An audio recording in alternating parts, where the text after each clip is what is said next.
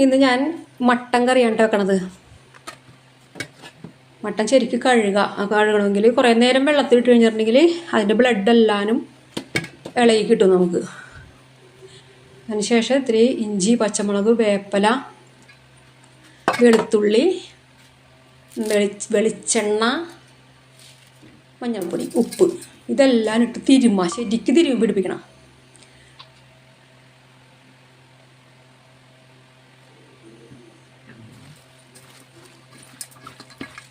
കുക്കറിലിട്ട് വേവിക്കുക.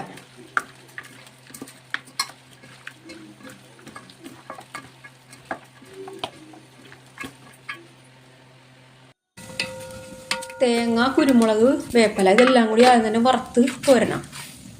അതിന് ശേഷം ഓരോന്നിട്ട് വാട്ടിയെടുക്കുക.